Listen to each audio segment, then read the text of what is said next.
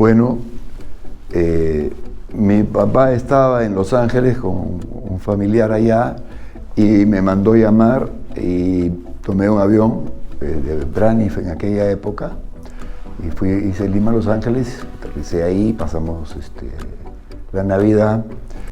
Fuimos a un mall donde había una cantidad de muchachos que se llamaban hippies en esa época, que obviamente estaban viendo y teniendo nuevas formas de pensar, nuevas preguntas que hacer.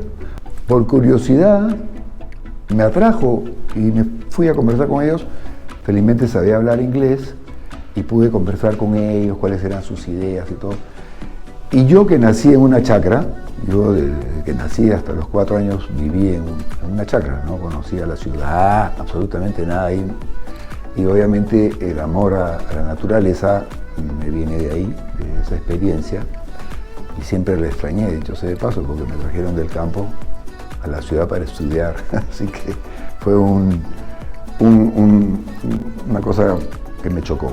Empecé a conversar con ellos, me acogieron sin ningún problema, porque era un hippie, tenía el pelo corto, tenía 14 años. Y me nutrí de sus ideas. Y la principal que hablaban ellos era, bueno, obviamente de la libertad, etcétera, pero hablaban de la naturaleza, que había que ver un regreso a la naturaleza. Tan es así que ellos después vivieron en comunas, que hasta ahora hay en Estados Unidos, que viven de la naturaleza, respetando el medio ambiente. Ese fue realmente mi primera experiencia.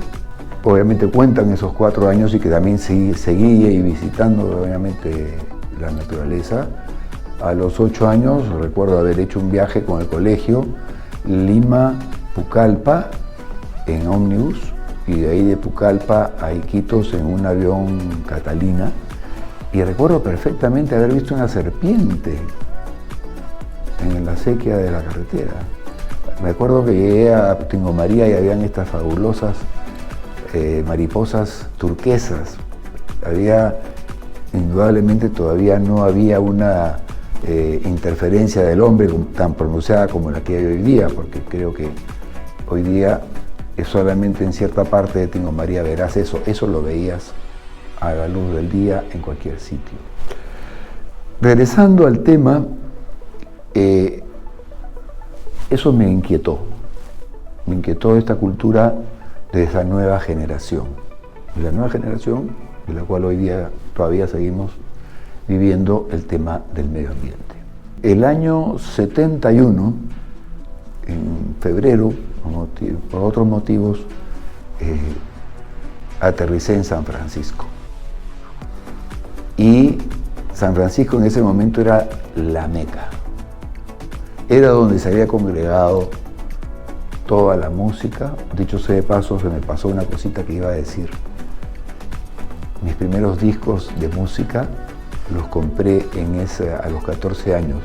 Compré el Magical Mystery Tour de los Beatles, compré los grandes éxitos de The Byrds, compré el disco de Rolling Stones, me llevé unos 4 o 5 discos que me traje a Lima. Fueron los primeros discos que compraba en mi vida. Y obviamente la música transmitía también todos esos pensamientos.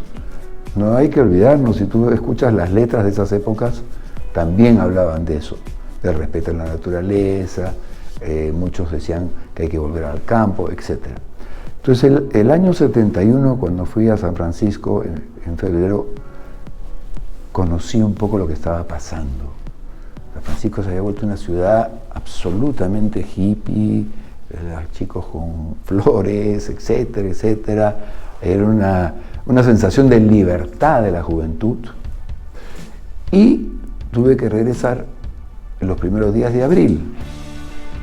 Y el 6 de abril, si no me equivoco, presencié el segundo Día de la Tierra, que fue inventado por un señor en San Francisco en el año 70, el 6 de abril. Eso me chocó aún más. El Día de la Tierra. ¿Y por qué era el Día de la Tierra? Y fue un festival llenísimo de gente y todo ese Día de la Tierra. Nuevamente tenemos que preservar la naturaleza, tenemos que que progresar con el desarrollo sostenible o sustentable, como decían, más sustentable en esa época. Entonces, esa fue ya una segunda llamada de atención, y con esa base que yo tenía de la naturaleza, del viaje a la selva a los 8 años, que fue una excursión del colegio, que realmente vi una Amazonía que seguramente no está así ahora, y realmente todo es entender, valorar y admirar lo que es la naturaleza, ¿no? La ciudad nos aparta, el trabajo nos aparta, y yo creo que es hoy día algo al que tenemos que regresar a pensar.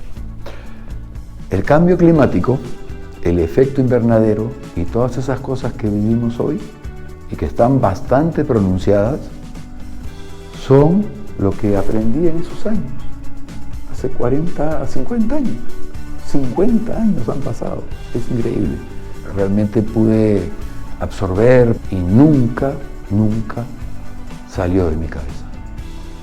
En todo momento para mí la naturaleza tuvo mucho que ver en mi vida, siempre respetándola, siempre tratando de protegerla y siempre tratando de hablar de lo que desde esa época se hablaba, desarrollo sostenible o sustentable.